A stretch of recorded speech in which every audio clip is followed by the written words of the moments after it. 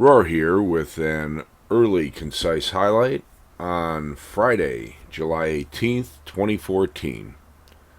And it will be concise again today because most of the foreign exchange is still not very active, even in spite of events yesterday.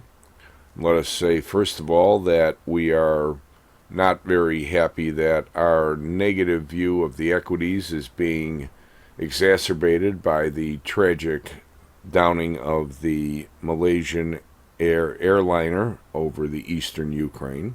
It was very interesting that the market held once again at the interim support at 1960. We had highlighted previous and held on Tuesday in the wake of Janet Yellen's initial discussion and prepared comments that knocked the market.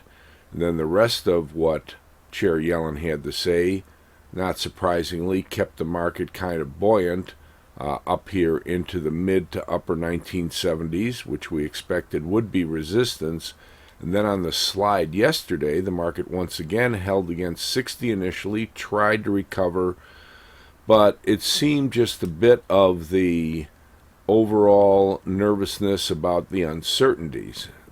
As the old cliche goes, the equities dislike nothing so much as uncertainty, and there was suddenly plenty of that to go around by later on in the trading day U.S. time yesterday, and that finally knocked the market below the 1960 area in the last hour and a half, right into what we had noted would be the more important support in the mid to low 1950s, right down into pretty much 1950 even to these Fibonacci levels around 1949, and that's where it held and rebounded. Now the interesting part of this, for all of the weakness that we saw, especially later on in the day yesterday, was that the market had held up well enough until yesterday morning that the downside violation of the oscillator band, the lower runaway band on the MACD oscillator, did not occur until late in the day.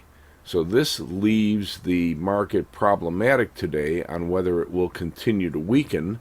And currently the S&P 500 is up to at right around the 1956 area.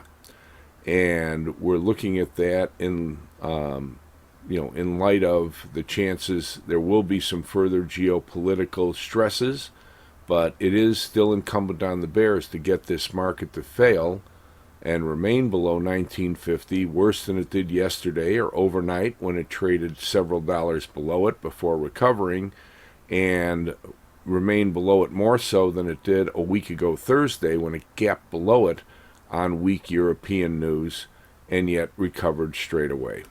If it should get below there, the lower support remains down into the 1938 to 34 range. That's very important, of course, as the overrun upside objective of the runaway gap from late May. And if it should find an excuse to get back above 1960 and hold up, it would be stabilized back in that higher range and may be capable at least of moving back up to the mid to upper 1970s for another test. That pretty much does it for the short-term view of the S&P 500.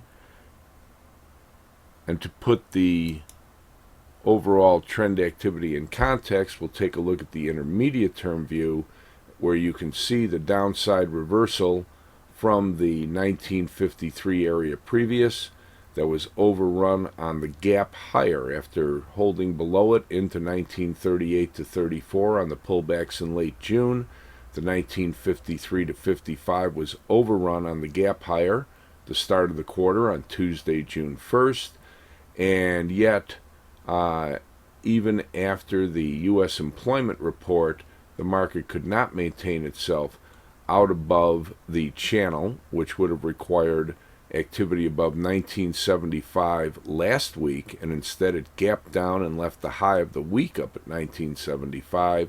And this week has been not much more than filling in that gap and getting back near the channel resistance, which was in fact up around the 1980 to 81 area this week, and that goes up to about 1985-86 next week.